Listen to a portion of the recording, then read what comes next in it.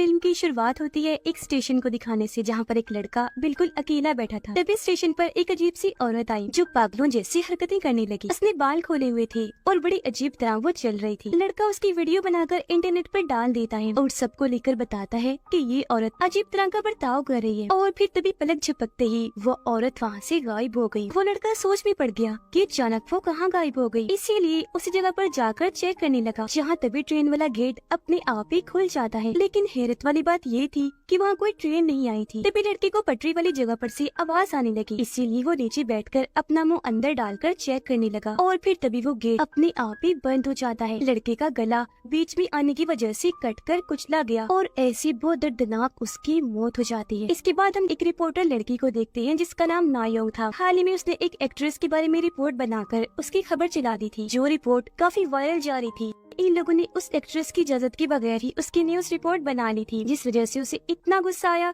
कि उसने इनकी कंपनी के खिलाफ शिकायत कर दी, जिस वजह से कंपनी को 50 मिलियन का फाइन लगता है। इस बात की वजह से नायोंग की बॉस उस पर बहुत गुस्सा करती है और कहती है कि ये सब तुम्हारी वजह से हुआ। अब या तो ये फाइन तुम भरोगी या फिर कोई ऐसी रिपोर्ट बनाओ जो इसी तरह वायरल कामयाबी की बुलंदियों पर जाए। ऐसे हमारी रिपोर्ट पर व्यूज बढ़े, ज्यादा एड्स आए, जिससे हमें इतना मुनाफा हो कि हम इस फाइन को भर सके। अब ये सुनकर नायोंग सोच में पड़ गई कि अब मैं क्या करूं। अब नायोंग को किसी काम से उस स्टेशन पर जाना पड़ता है, जहां उसकी मुलाकात अपने दोस्त से हुई। उसका दोस्त नायोंग को बताता है कि उस दिन जब तुम स्टेशन से गई थी तो मैंने एक लड़के को देखा जो अचानक ही ट्रेन के सामने आया और उसकी मौत हो गई। उसने खुद अपनी जान ली थी। हालांकि मैंने उसे बचाने की कोशिश की थी पर काफी देर हो गई। अजीब बात ये है कि ठीक उसी वक्त मैंने पटरी पर एक छोटे बच्चे को भी देखा जो बिल्कुल अकेला था। सुनने में आया है कि बिल्कुल यही चीज एक और आदमी ने भी देखी जो यहाँ स्टेशन पर मोर्टिशियन का काम करता है। मोर्टिशियन वो होता है जो लाशों को फ्यूनरल दफन वगैरह करने के लिए तैयार करता है। आगे नायोंग का दोस्त बताता है कि अब मैं तुम्हें हैरानकुन जानकारी देता हूँ। वो बच्चा असल में भूत था और जिस आदमी ने अपनी जान ली थी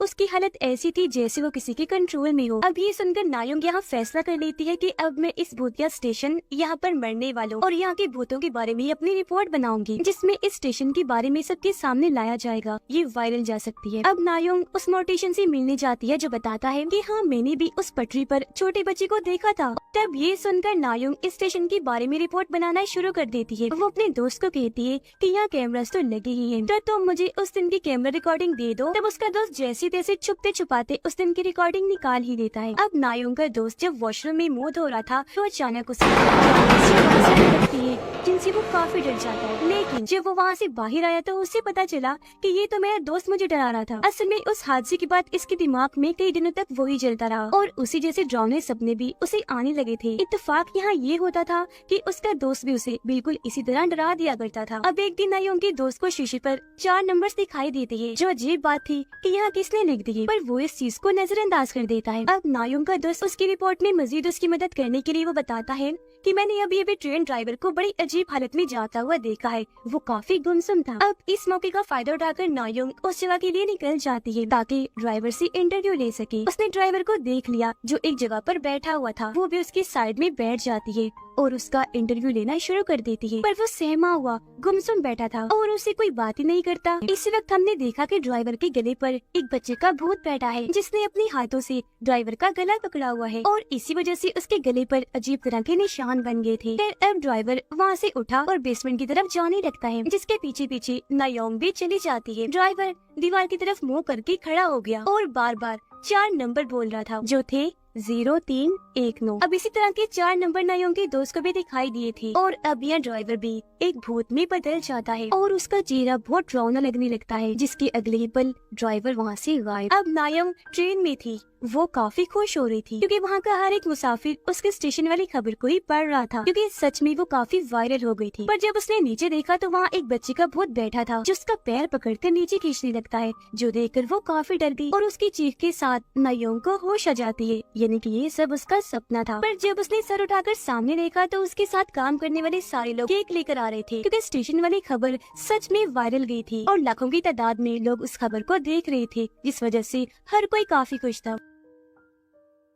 नायोंग की बॉस कहती है कि तुम जिस ड्राइवर का इंटरव्यू ले रही थी ना, उसकी तो कुछ दिन पहले ही मौत हो चुकी है और स्टेशन पर तुम अकेले ही बैठी बोल रही थी। अब इस बात पर उसे यकीन नहीं आता, इसीलिए वो उस दिन की कैमरा रिकॉर्डिंग चेक करती है जहाँ वो सच में बिल्कुल अकेली थी। ड्राइवर उसके साथ नहीं बैठा था, जो चीज नायोंग को हैरान करके रख देती है। और जो बेसमेंट में गया था वो ड्राइवर का भूत ही था। लेकिन फिर भी इन सब चीजों को समझना नायोंग के लिए मुश्किल हो रहा था, इसीलिए वो उस लड़की के पास जाने का फैसला करती है जो उस दिन ड्राइवर के साथ बैठी थी। और जब नायोंग वहाँ इंटरव्यू लेने आ रही थी तो वो वहाँ से चली गई थी। अब नायोंग उस लड़की से मिलने जाती है जिसका नाम टे था, और वो यहाँ नायोंग से बड़ी अजीब अजीब बातें करने लगती है। वो उसे बताती है कि जिस आदमी ने ट्रेन के सामने कूदकर अपनी जान ली थी ना, वो असल में वहाँ कुआं ढूंढने आया था जो स्टेशन के पास ही है। वो फिर यहाँ एक कहानी बताने लगी कि काफी अर्सा पहले स्टेशन के पास एक कुआं बनाया गया जिसके अंदर एक कातिल ने बहुत सारे बच्चों को कैद करके रख दिया और उन्हें वहाँ से कभी नहीं निकाला गया, जिस वजह से सभी बच्चे धीरे धीरे करके मारे गए। और अब ये स्टेशन उन बच्चों की वजह से ही भूतिया है, क्योंकि उनकी ही आत्मा यहाँ आकर लोगों को डराती है और उन्हें अपने अपने कंट्रोल में कर उनकी जान ले लेती है। अब ये कातिल कौन था और वो ऐसा क्यों करता था, वो नंबर्स क्या है,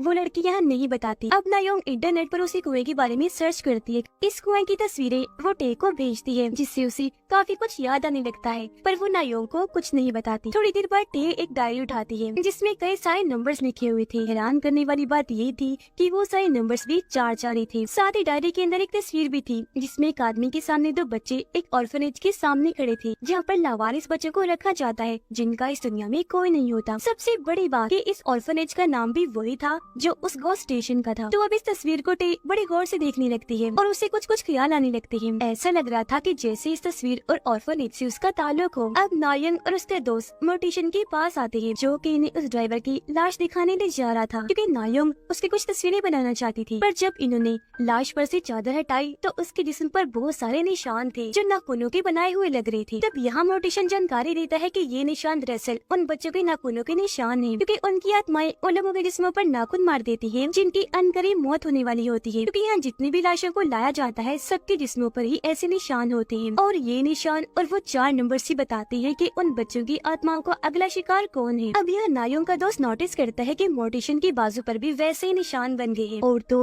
उसके गर्दन में भी एक बच्चे की आत्मा बैठी थी जो देखकर वो खुद भी काफी डर गया। लेकिन वो ये बात उन्हें नहीं बताता क्योंकि ये इस बार की तरफ इशारा था कि मोर्टिशन भी मरने वाला है। अब नायोंग देखती है कि स्टेशन वाली खबर बहुत तेजी से वायरल हो रही है। वो इतनी हिट हो गई है कि अब उस पर मिलियन व्यूज आ रहे हैं, पर लोगों पर इसका थोड़ा बुरा असर भी पड़ा था। अब ज्यादा से ज्यादा लोग उस स्टेशन पर जा रहे थे और वहाँ की वीडियो इंटरनेट पर डाल दिया करते थे। सिर्फ यही नहीं बल्कि वो अपने जिस्मों पर नकली नाखूनों के निशान बनाकर अपनी अपनी तस्वीरें भी इंटरनेट पर डाल रहे थे। एक लड़की जब उस स्टेशन पर गई तो उसके गर्दन पर नाखून के निशान बन जाते हैं जिनको छुपाने के लिए वो वॉशरूम गई, पर वहाँ कुछ बच्चों की आत्माएं उस पर हमला कर देती है जिनकी वजह से वो अपना कंट्रोल खो देती है और अजीब तरह से वहाँ चलने लगी, क्योंकि एक आत्मा ने उसे बुरी तरह नोचा भी था। लेकिन फिर तभी वो आत्माएं उसे वॉशरूम में बंद कर देती है और उसका दम घोटकर उसकी जान ले लेती है। और वॉशरूम में से अजीब आवाजें सुनाई दी गई थी, इसलिए नायोंग के दोस्त का जो दोस्त था इन स्टेशन वर्कर, वो वहाँ पर चेक करने आता है, पर उसकी भी गर्दन पर हम नाखूनों के निशान देखते हैं। जहाँ तभी बहुत सारे बच्चों की आत्माएं उसे भी डराने लगती है और फिर एक साथ मिलकर उस पर ऐसे हमला करती है कि उसकी जान ही ले लेती है। अब नायोंग उसके दोस्त के फ्यूनरल में जाती है और फिर अपने दोस्त से भी मिलने गई जो रो रहा था। कहता है कि मुझे भी कुछ दिन पहले एक छोटी बच्ची की आत्मा दिखी थी जिसके कपड़ों पर भी 4 नंबर लिखे थे, और देखो मेरे हाथ पर भी नाखूनों के निशान बन गए हैं। जो कहकर वो नायोंग को अपना हाथ दिखाता है और रोते हुए कहते हैं कि इस बात से मैं डरा हुआ हूँ क्योंकि अनकरीब मेरी भी मौत हो जाएगी। अब रात को जब वो सो रहा था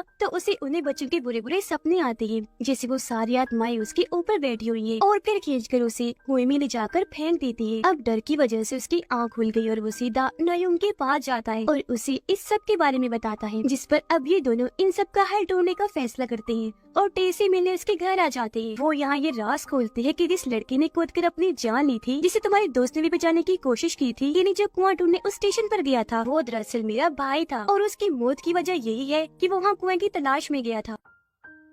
अब ये लोग मिलकर उसका मोबाइल चेक करते हैं जिसमें से इन्हें एक वीडियो मिलती है जो उसकी भाई की थी। वीडियो में टे का भाई बताता है कि मुझे वो कुआं मिल गया है, जिसके अंदर का सीन भी वो दिखाता है जहाँ उन बच्चों के स्केलेटन ने ढांचों के टुकड़े पड़े हुए थे। अब ये सब कुछ देखकर ये लोग फैसला करते हैं कि हम भी उस कुएं को ढूंढेंगे और ढांचों के टुकड़ों की मदद से बच्चों का फ्यूनरल कर देंगे ताकि बच्चों की जो आत्माएं स्टेशन पर घूम रही है उन्हें सुकून मिल जाए और वो हमेशा के लिए यहाँ से चली जाएं। और इसके बाद ये लोग उस कुएं को भी हमेशा के लिए बंद कर देंगे। इस मकसद के लिए अब नायोंग और उसके दोस्त उस स्टेशन पर बढ़ जाते हैं और पटरियों के रास्ते पर चलते हुए ये एक सुरंग में जा पहुँचते हैं, जहाँ बहुत अंधेरा था और काफी डर भी लग रहा था, क्योंकि बार बार बच्चों की आत्माएं उन्हें डराने की कोशिश कर रही थी। लेकिन फिर भी वो हिम्मत करके आगे बढ़ती रही और आखिरकार इन्हें वो कुआं मिल ही जाता है। पर तभी सारे बच्चों की आत्माएं वहाँ से बाहर आकर इनकी तरफ बढ़ने लगी, इन्हें मारने के लिए। तब यहाँ नायोंग उन्हें रोकर कहती है कि तुम परेशान न हो, हम तुम्हारी कहानी, तुम्हारी सच्चाई सबके सामने लाकर ही रहेंगे। जो सुनकर सारे बच्चे चिल्लाते हुए रोने लगते हैं और दिखाने की कोशिश कर रहे थे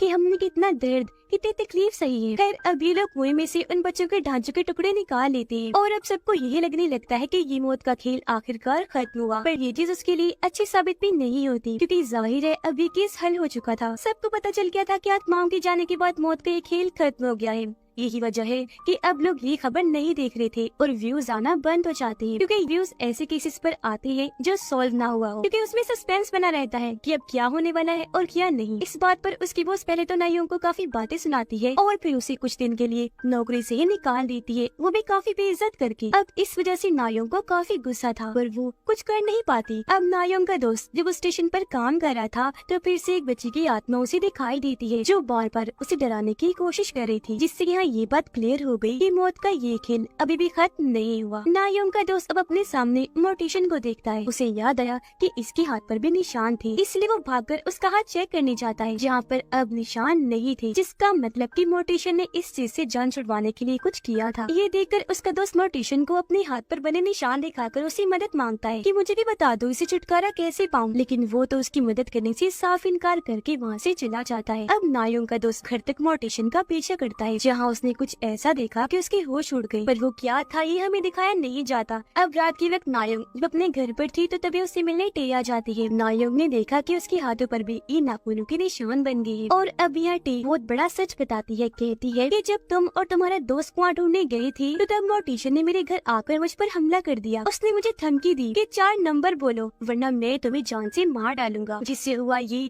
कि उसका कर्ज यानी श्राप मेरे ऊपर आ गया, इसलिए नाखूनों के निशान मुझ पर बन गई है और अब मैं भी उन आत्माओं का शिकार हूँ, मैं मारी जाऊंगी। अब ये नायोंग से पूछती है कि तुम्हें कैसे पता कि ये कर्ज है, और ये इस तरह दूसरे इंसान पर चला जाता है, जिस पर टे बताती है क्योंकि मेरे डैड को इन चीजों की काफी अच्छी जानकारी थी और उन्होंने ही मुझे ये बताया था। और अब यहाँ वो सबसे बड़ा राज खोलती है। कहती है कि मैं असल में उसी आदमी की बेटी हूँ जिसने उन सब बच्चों को उस कुएं में कैद किया था, यानी उस कातिल की। वो बताते हैं कि मैं भी असल में उन बच्चों में से एक थी, लेकिन फिर एक दिन उसने मुझे कुएं से बाहर निकाल लिया, क्योंकि मैं भी उसकी सुतेली बेटी ही थी और उसने अपने बेटे के कहने पर ही मुझे निकाला था, जो मेरा सुतेला भाई था, क्योंकि उन्होंने मुझे गोद लिया था। मैं जब कुएं से बाहर जा रही थी तो बाकी बच्चों ने मुझसे मिन्नतें की कि तुम बाहर जाकर प्लीज हमें भी निकलवा लेना, पर मेरा सुतेला बाप बहुत जालिम था। उसने हर बच्चे को 4 नंबर्स का एक कोड दिया हुआ था, जैसे किसी का 10-20 था तो किसी का 20-19 था तो किसी का कुछ था, और इन्हीं नंबर से वो हर बच्चे को जानता था।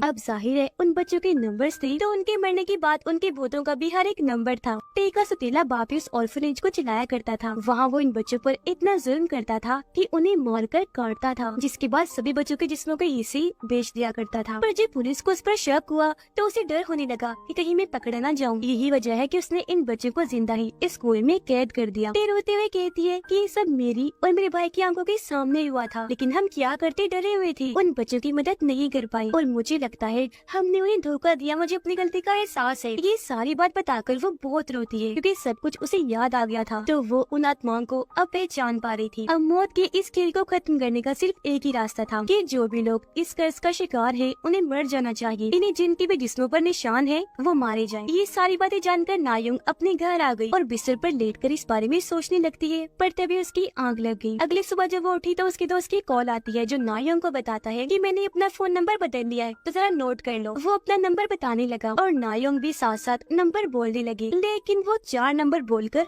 चुप हो जाता है और नायोंग की बोलते ही कर्ज उस पर आ गया। यानी कि ये सब उसके दोस्त ने नायोंग को फंसाने के लिए प्लान किया था, क्योंकि जब वो मोर्टिशन के पीछे गया था तो उसने उसे ये सब करते हुए देख लिया था। अब वो कहता है कि माफ करना, मैं जीना चाहता हूँ, इसलिए मुझे ऐसा करना पड़ा, जो कहकर वो फोन काट देता है। अब यहाँ हमें पता चला कि जब नायोंग का दोस्त मोर्टिशन का पीछे करते हुए उसके घर गया था तो वहाँ मोर्टिशन ने उसे जानकारी दी थी, कहा था कि अब तुम्हें ये फैसला करना है कि ये कर्ज तुम्हें किसके पास भेजना है, और हाँ, जिस इंसान को भी तुम कर्ज के लिए चुनो उसे स्टेशन के भूतिया होने और इस कर्ज के बारे में पता होना चाहिए, और अगर तुमने सामने वाले से वो नंबर बुलवा दिए तो तुम्हारा कर्ज उस पर चला जाएगा। तो इसलिए उसने नायोंग के साथ ऐसा किया। अब नायोंग काफी फिक्रमंद हो जाती है, क्योंकि अगर उसने जल्द कुछ ना किया तो वो मारी जाएगी। वो काफी दिमाग लगाकर ये फैसला करती है कि मैं अपना ये कर्ज अपनी बॉस पर डाल दूंगी, जो हमेशा मुझ पर भड़कती रहती है, और ऐसे मेरा बदला भी पूरा हो जाएगा। वो अब सीधा अपनी बॉस के पास गई और उसे कहती है कि मैं यहाँ से रिजाइन दे दूंगी, यानी ये जॉब मैं खुद ही छोड़ दूंगी अगर तुम ये 4 नंबर बोल दोगी तो। अब उसकी बॉस को कुछ समझ नहीं आती, लेकिन नायोंग उसे बातें सुनाकर इतना गुस्सा चढ़ा देती है कि आखिरकार वो 4 नंबर्स बोल ही देती है, जिससे नायोंग का कर्ज उस पर चला जाता है। अब बॉस पर कर्ज आना ही था, क्योंकि असूल के मुताबिक उस स्टेशन